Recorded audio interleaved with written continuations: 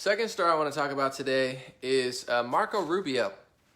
He had a really disturbing tweet about Muammar Gaddafi. He had a picture of Muammar Gaddafi like sitting and smiling, and then he had a picture of Muammar Gaddafi bleeding. If you guys don't know, Muammar Gaddafi was killed by rebels who the United States backed, and I think they shoved a bayonet up his behind and he bled to death. Disgusting to even say.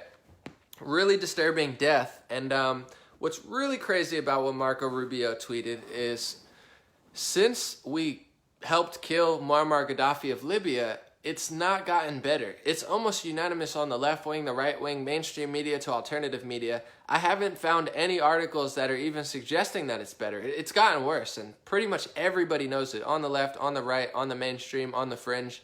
No one's even really arguing that. You could. I mean, everything's up for debate, but I don't see it. Isn't that crazy that a senator, especially a Republican, but Democrat doesn't really matter, he's tweeting and like laughing at the death of somebody who was maybe not the best leader, maybe not the best person. I'm not saying he had America's interest at heart, but since then there's reports of I've said this so many times, but I'll just repeat it for this one.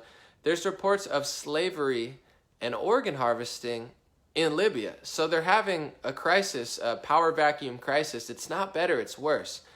Almost no one talks about it on the right or the left. No one tries to make it better. At bare minimum, nobody says, hey, this didn't work. Let's try to not do it other places. That's why I'm very bearish on Venezuela and Iran. It's not that I trust Venezuela. I think they're doing terrible stuff.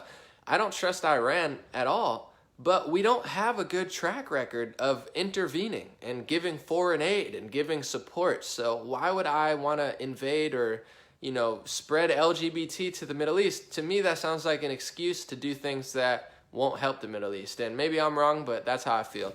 Same with, Venezuela. Everyone's like, they need food. I'm sure they do. And I want to help. But don't you guys think it's a little bit strange that the only thing that Nancy Pelosi, Chuck Schumer, Marco Rubio, Bernie Sanders, Donald Trump, the only thing that they all agree on is like, we must get him out of this regime and give them food and we will make... It's like they all have the same tweet.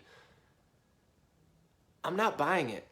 And it's just really disturbing to see a sitting congressman or whatever you'd call him just be like, haha, we killed Gaddafi. It's like, bro, it led to slavery and you're making the same mistake everywhere. Since Iraq, we did that in Libya. And Libya, at least in my perspective, got a lot worse. Iraq, debatable, if it was better or worse. I've talked to people from Iraq. It's been a messy situation, but Libya clearly got worse. Syria clearly got worse over the last couple, years, and it's finally getting better. I have friends there, but they did the same thing they did to Gaddafi. They tried to do to Bashar al-Assad in Syria, albeit they were stopped by Russia, Iran. Honestly, Trump helped, other people. We really sketchy stuff. And even sketchier is now that the war has been basically lost for ISIS, now the media is like lobbying to bring ISIS back to the United States. You have a sitting senator, or is he a senator or a congressman or both? I don't know the exact term for Rubio. I think a senator.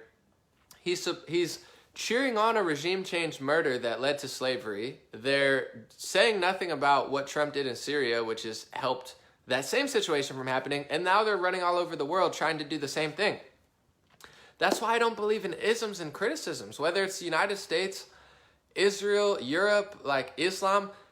Why would you not be allowed to criticize something? I don't understand. Like if I say America has the whole world hypnotized, and people, would you call me anti-American? I think we do. I think we have our own people hypnotized. I do think we have the whole world hypnotized. With music, I think our music culture is disgusting, and it's degrading society. It's the degradation of society here. It's the degradation of the society in Europe. It's a bad culture. I think we're hypnotizing the world in a horrible way.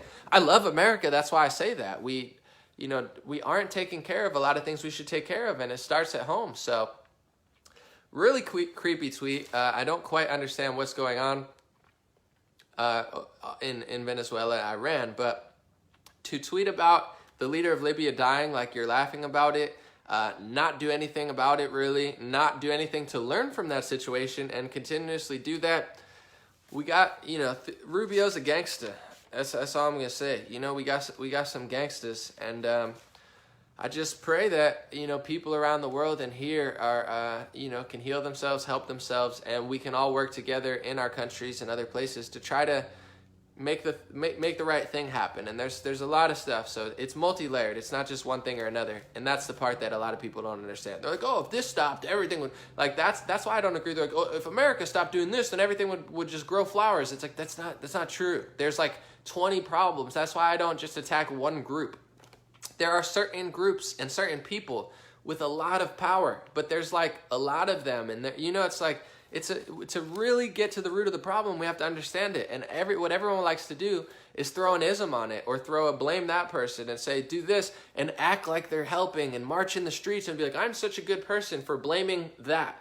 But it's like, if you really want to help, it's like a puzzle. You got to understand every element that's going on in the world and help it all. Because if you pull out one part of the puzzle piece, like America or something else, and then you ignore the rest, what you're really doing is just crushing your own people. And that's why I don't like the left wing that much anymore.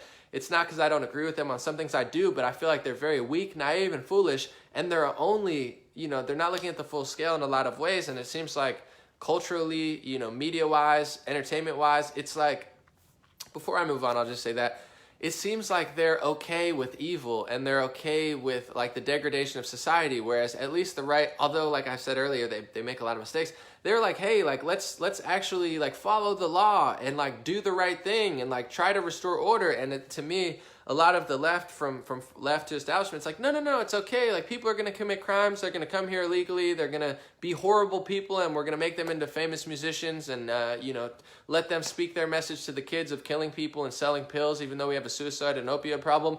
And that's cool, but you're bad for basically wanting God and family values. Like, how horrible. So I don't see much in common over there, but that's just my 2 cents.